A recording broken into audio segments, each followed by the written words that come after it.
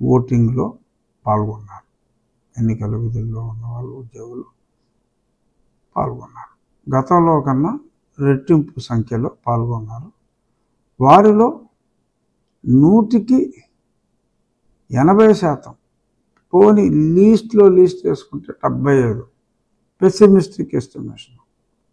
ఖచ్చితంగా కూటమికి, అక్కడ భాజపా ఉంటే భాజపాకి, జనసేన ఉంటే జనసేన, తెలుగుదేశం ఉంటే తెలుగుదేశానికి, కూటమికి వేయటం జరిగింది ఖచ్చితంగా. మరి వారి కుటుంబ సభ్యులు, వారు కిత్తని కిన్ని మనం తీసుకుంటే అది ఒక ఎస్టిమేషన్. పోలింగ్ రోజు బయట ఊరి నుంచి వచ్చిన వాళ్ళని పక్కన పెడితే వాళ్ళు కసితోనే వస్తారు. లబ్ధిదారుల్లో పెద్దగా బయట ఉండే అవకాశం లేదు. ఎందుకంటే వాళ్ళు అక్కడే ఏలుముద్రలు వేసుకుని ఇస్తున్నారు. బయట ఊరిలో ఉన్న వాళ్ళని ఏలుముద్రలు అని చెప్పి ఇసిగించి, ఏంట్రా బాబు ఈ న్యూసెన్స్ అని చెప్పి వాళ్ళు ఓట్లు వేయరు. బయట నుంచి వచ్చిన వాళ్ళు ఒకవేళ లబ్ధిదారులు ఉన్నా కూడా ప్రతి నెల అక్కడికి వచ్చి ఏలుముద్ర వేయాలని పెట్టారు. గతంలో 3 నెలలు ఉన్నదాన్ని ప్రతి నెల పెట్టారు. అది పెద్ద న్యూసెన్స్గా అయిపోయింది. ఇప్పుడు ఈ మగవారిలో ఈ ఆల్కహాల్ దెబ్బకి, ఎందుకంటే పురుషులలో ఒక 70% మద్యం తీసుకునే వాళ్ళు ఉంటారు.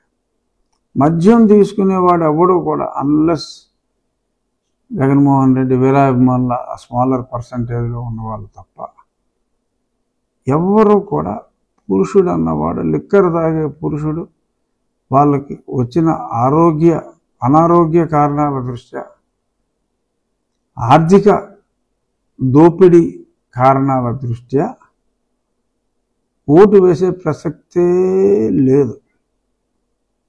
సో అదొక ఎడిషనల్ పర్సంటేజ్. మహిళలకు జగన్మోహన్ రెడ్డి ఇచ్చిన దానికన్నా మరి ఎక్కువ చంద్రబాబు నాయుడు గారు సంక్షేమంతో పాటు అభివృద్ధిని సాధించి ఆయన ఎక్సలెంట్గా ఆ సూపర్ 6ని పెట్టారు. అది సిక్సర్ కన్నా గొప్పగా, ధోని కొట్టే సిక్సర్లు ఎక్కడో, క్రికెట్ సీజన్ కాబట్టి చెప్తున్నా, స్టేడియం దాటిపోద్ది అలా కొట్టేవాడు అన్నారు కదా. ఈ సూపర్ 6 కూడా ధోని సిక్సర్ కన్నా గట్టిగా వెళ్ళింది జనాల్లోకి.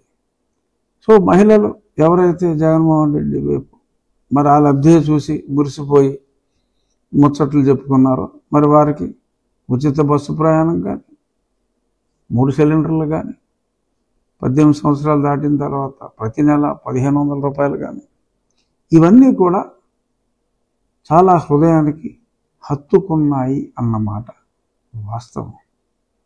ఇక వృద్ధులు అంటారా, పింఛన్ తీసుకున్నారు, ఆలయ లబ్ధిదారుల కింద లెక్కెట్టుకున్నాడు జగను.